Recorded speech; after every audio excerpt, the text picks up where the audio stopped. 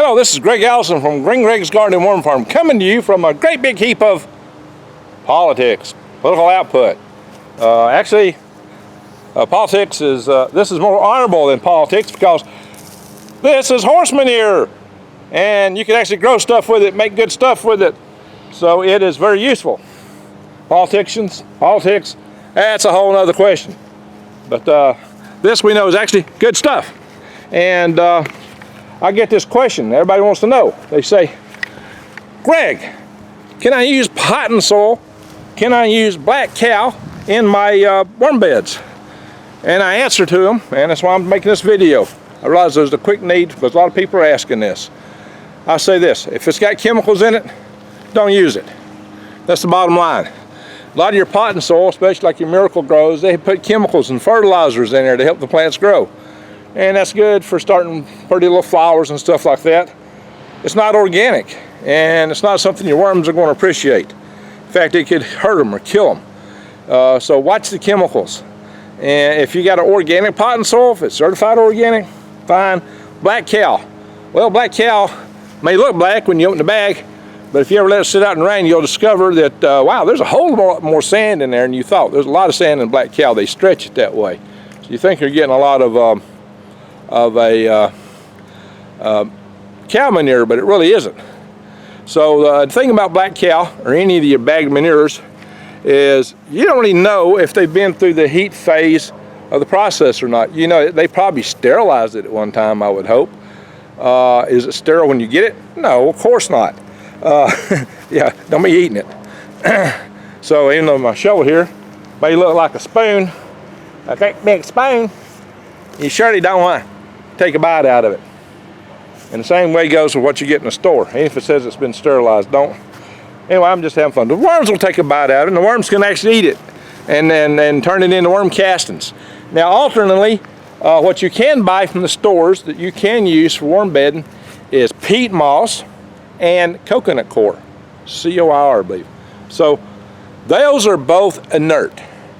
The worms cannot actually digest them, but they make decent bedding the worms can live in.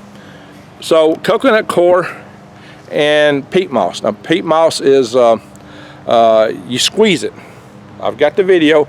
Look at my video on the quick 1 pound harvest for worms, and you'll see me in there squeezing the peat moss. You got to soak peat moss until it's wet through and through, until all the fiber gets wet, like 24 hours. You need to bust it up too when you put it in the water to soak. And then you got to take it out and just squeeze the devil out of it, fistful at a time. It's a lot of work to prepare it. But it makes a decent bedding. The worms can and will live in it, and they'll be happy. It's just that they actually don't digest it. It will go through them, but it's still peat moss when it comes out. It's not worm castings. So if you get a bag of worm castings from a worm farm that grows their worms in peat moss, and a lot of them do, because it's a decent way to grow worms.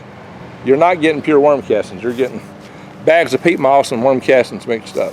That's the best they can do. So that said, it's a decent way to get a bedding out of a bag. If that's what you need, that's the best way to do it. Peat moss or coconut coir. Now, I assume you'd process coconut coir the same way as you would the peat moss, but now I haven't done coconut coir, so I'm not as familiar with it. But here's what you got to know. A worm breathes through the moisture in the bedding. It breathes through its skin. It takes in the oxygen out of the water and emits its CO2 into it. However, a worm can die in pure water, not from drowning. See my video, 5 key things about raising worms, and you will discover that worms don't have a lung. They can't drown. It's believed that buildup of carbonic acid is what kills them. At least that's what people think. It's still not an absolute answer on that. So that's the general consensus though. So the best thing is to get a manure. A very good, well-processed manure that's well-aged, or compost that's well-aged. Horse manure, rabbit manure. I got rabbit manure on the other side of my storage area here for jugs. Why not have all these jugs here? Well, I sell worm tea. I recycle gallon jugs. I recycle everything. I'm a recycling center. That's what you are when you got a worm farm. That is rabbit manure. Rabbits. A little swamping area here. So the key thing to know is with compost, make sure it's aged. Same way with if you buy the black cow, you want to test it out. Put it in a bag, let it soak. and see how it does. Does it go into heat, you know, a couple weeks later? Test a little bit of it, try it, leave comments below, tell me what you find out. I'll probably test some just because so many people are interested in that. I never would have thought to do that myself. But look, like I said, you, even if you're in a city, there's more horses in America today than there were in the 1800s. There's horses everywhere. People don't have land for them, so they stable them. Stables have front end loaders. They can load your horse manure for you. That's the place to check out. Also, there are a lot more rabbit farms than you might realize. And even in New York City, they got horses. I mean, the cops, New York City cops ride horses, some of them do. So there's stables in New York City. Zoos. The Washington, D.C. Zoo, they have to get rid of their animal, you know what, manure.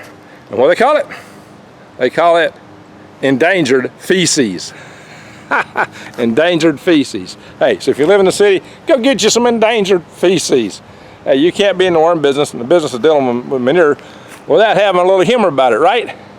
So, again, you can get bagged stuff from the stores. You can get the peat moss. You can get the coconut coir. You might find organic pot and soil. But worms aren't really, they're not a soil animal. Everybody wants to put them in soil. They need compost. They need a litter. If anything, my horse manure here is beginning to get dangerously looking like soil. So I'm gonna have to mix it up a little bit. So, but that's very well aged, just a couple-year-old. So, look, if you like my videos, subscribe to my channel. Support my channel by looking at the links below. You can buy worms from me, of course, greengregs.com. And you can, if you're a prepper, you can buy prepper supplies at my Patriot Supply. If you're trying to grow a garden, which preppers should do too, like I got back here, then go to True Leaf Market, links below. Lots of good heirloom seeds where you can grow your vegetables organically, and other supplies for growing vegetables.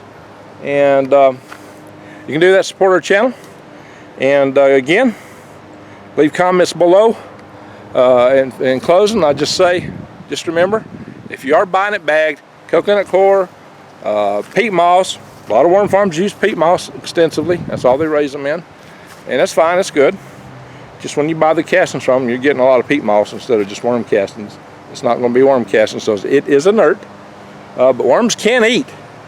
They can eat these horse manure and other compost and purely turn it into castings. So you're getting more feed value with this, and it's also a bedding. So I want to iterate that, or point out that bedding and feed are two different things. But when you have a manure or compost bedding, the bedding becomes a feed.